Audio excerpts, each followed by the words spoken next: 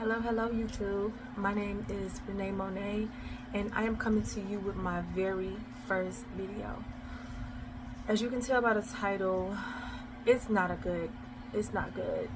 I have been going through grief.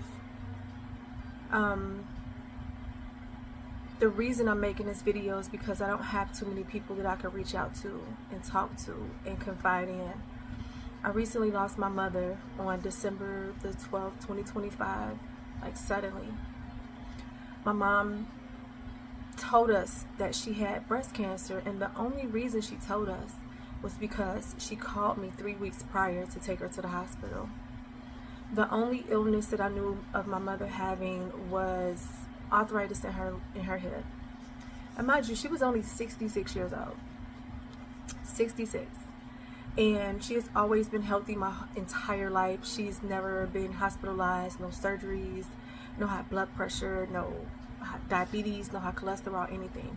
She didn't take medicine for anything.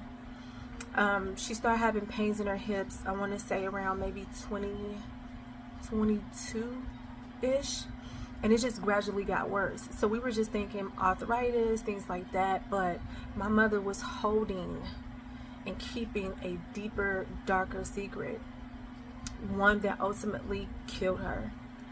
On November 22nd, 2025, she called me at almost midnight asking me to take her to the hospital, and naturally, I'm gonna ask why. You know, I wouldn't be a good daughter if I didn't ask, well, what happened? Are you okay? Like, because I'm thinking maybe I should call an ambulance, you know. But no, she was like, well, I'm bleeding and I really need you to take me to the hospital. So I rushed to her house. I had a severe migraine. I had my pajama pants. I threw on house shoes, threw on a hoodie, and was like, I'm up. I'm going to my mom. When I got there, she was looking very scared and almost embarrassed. Like, you know, she didn't want me to find out what's going on with her. So I asked her, where was she bleeding? And she said her breast. And the first thing I was thinking, like, oh my God, I hope she doesn't have cancer. But me not knowing much about cancer, I'm like, why is it bleeding? You know? So she was like, no, I think it's just a cyst. I'm not going to think cancer. I just want you to take me to the hospital. So I took her there. And the first red flag was, just drop me off. Just drop me off and go home, and then I'll tell you. I'm like, no. Why would I drop you off? I want to know what's going on. Well, they did keep her. They were doing a couple of tests and everything on her, and I left and went home, and my mom kept telling me, no, Monica, they didn't tell me. The doctor hasn't told me yet. I really don't know. I think she did know. Somehow oncology called me. And when I heard oncology, I was like, oh my God, this is cancer. So my mom, she battled it for a while until she was unable to keep that secret. And she also found out she had high blood pressure, and she did not like taking the medication.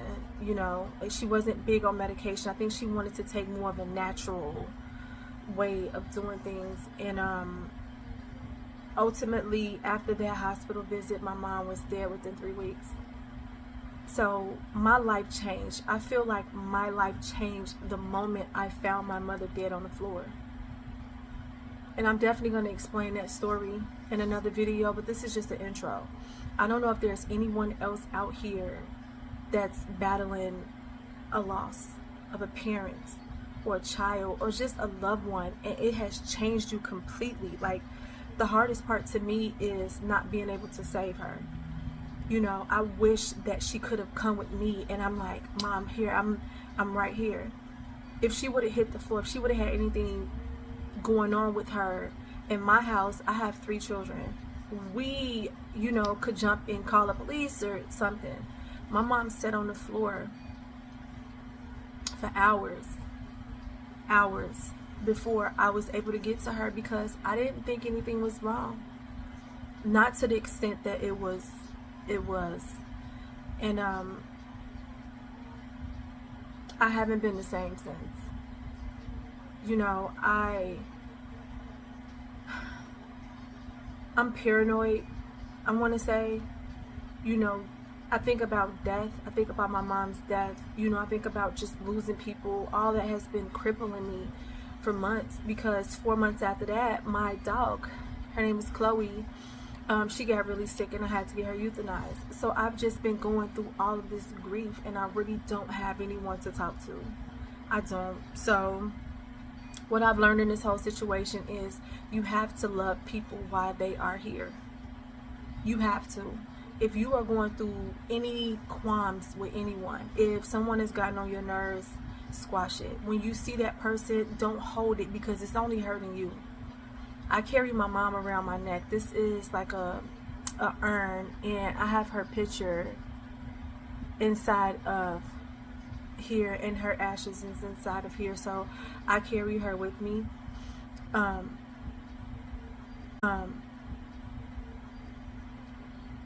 It's making me mend relationships with people that I felt like I would never talk to again. I'm trying my best.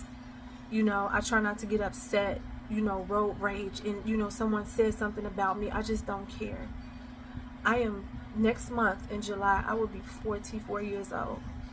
Most people don't believe that I am 44, or that I'll be 44. Most people don't believe I have 3 children.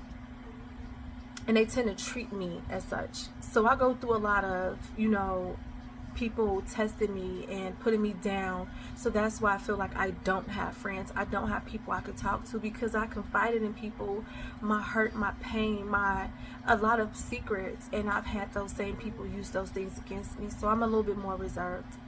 At this point in my life, just moving forward, it's hard to move forward.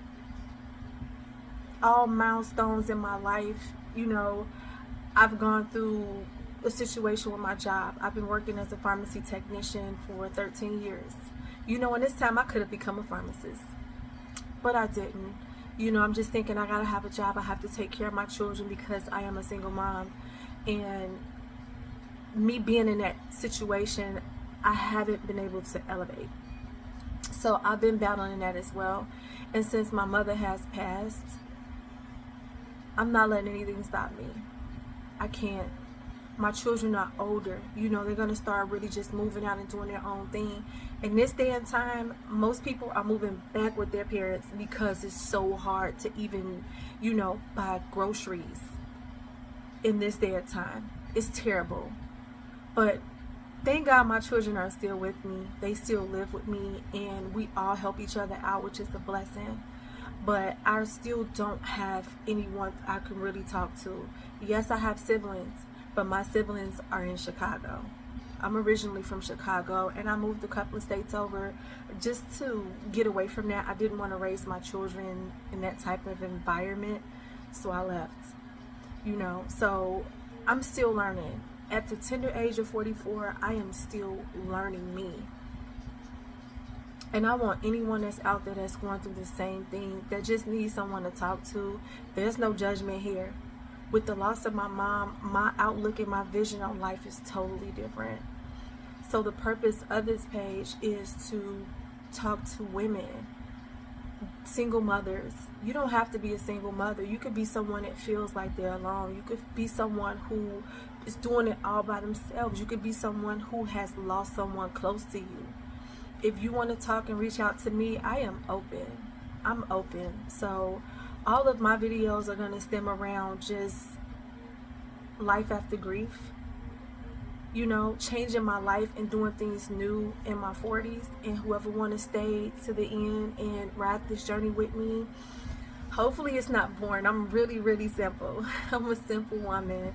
But there's a lot of things that I want to do that I've always been interested in, but I was too busy working and taking care of kids. And one of them is using a sewing machine that I bought 3 years ago and I've never used. So I'm going to take everyone on a journey with me. I just need to be able to have people to have feedback with. And it's bad that we're in a day of time we can't physically have people with us that could be friends and go on journeys with us. But if you will go on this journey with me, I welcome you. So on that note, I will talk to you later. Bye.